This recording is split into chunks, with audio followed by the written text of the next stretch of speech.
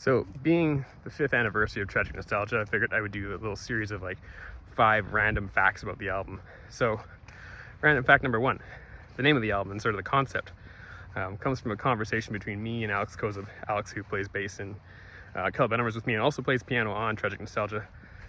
I can't remember what we were talking about one day, but we were having a conversation. He said something to the effect of, you know, Jared, you have a real tragic nostalgia about you. I was like, there, that's it. That's the name of my first solo album. And well, that's where it came from.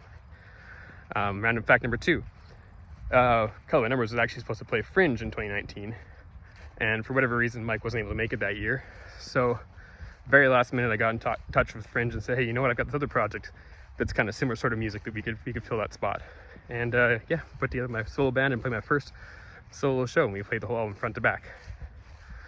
Random fact number 3, when I was writing this album, even though, you know, I played a show with a band, I was kind of thinking about when I go on tour, I won't necessarily be able to bring a band with me if I do a tour or whatever. So I wrote that album with the idea that all these songs could be played just by myself solo. So they're very like chord driven songs and not really, you know, meant to be played, sort of they're meant to be played in like solo form.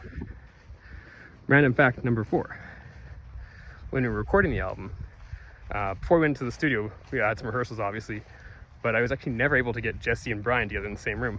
So they actually didn't get a chance to even rehearse those songs together before going into the studio. But luckily, they're both incredibly talented players, and we're able to go in there and just lay down their parts and nail them, and it sounds fantastic.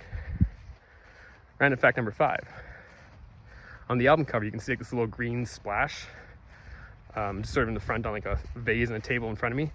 And that's actually like a piece of celery that was put there for like when children's tour groups go through the museum and like you're supposed to point out the things that don't belong. But we saw it there and it's like, it's a nice little hit of colors, so let's just leave it.